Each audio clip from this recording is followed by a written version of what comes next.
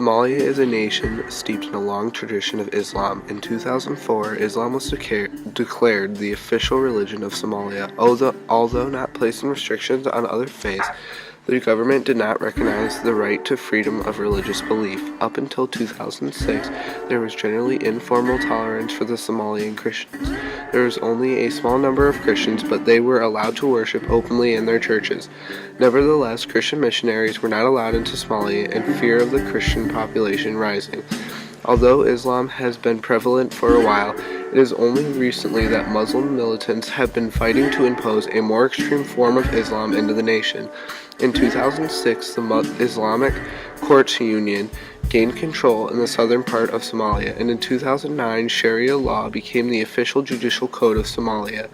Since then, Muslim extremists, especially those affiliated with Al-Shabaab, have had control over much of Somalia and have been persecuting Christians in Somalia for their beliefs, oftentimes shooting them to death or beheading them.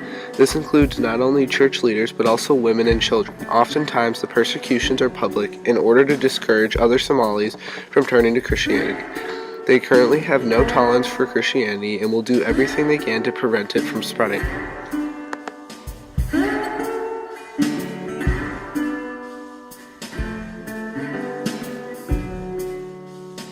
Al-Shabaab has been attacking Christians in Somalia at an extremely high rate. They are not only carrying out attacks on individuals, but they are also committing large-scale terrorist attacks that have killed many people at a time.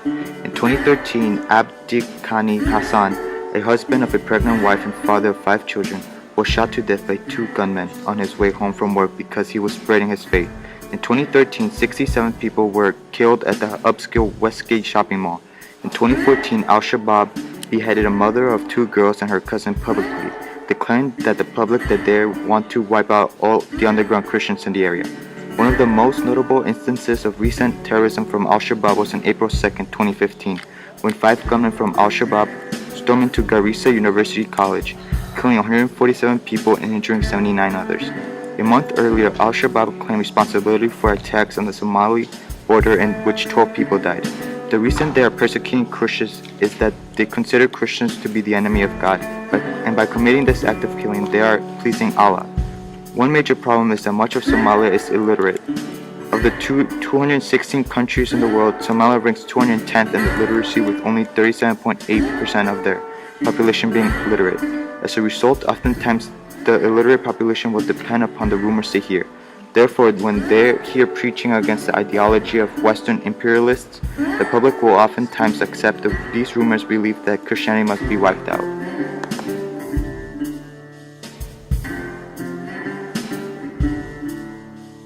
Much of the violence has resulted from the instability of Somalia's government. In April 2009, the Parliament of Transitional Government announced that it would implement Sharia law as the nation's official judicial code, in hopes of solidifying the nation.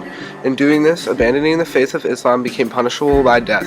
A large part of their reasoning for doing this was to gain support from the jihadists, as Al-Shabaab had become extremely powerful. They raised tens of millions of dollars from illegal schemes such as extortion, illegal taxation, and other fees, and were estimated to have been making up to $100 million a year from these practices. Somalian Christians have no representation in any form of government that could offer protection because they would likely be killed if they tried advocating for Christianity. 98.8% of Somalia is Muslim.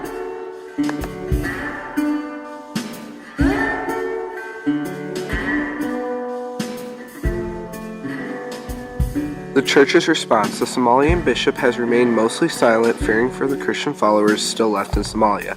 Pope Francis has offered prayers and has condemned the terrorist attacks. The people's response: they have decided to blend in with the Muslim society in fear for their lives and hold secret masses in their homes and underground meeting places.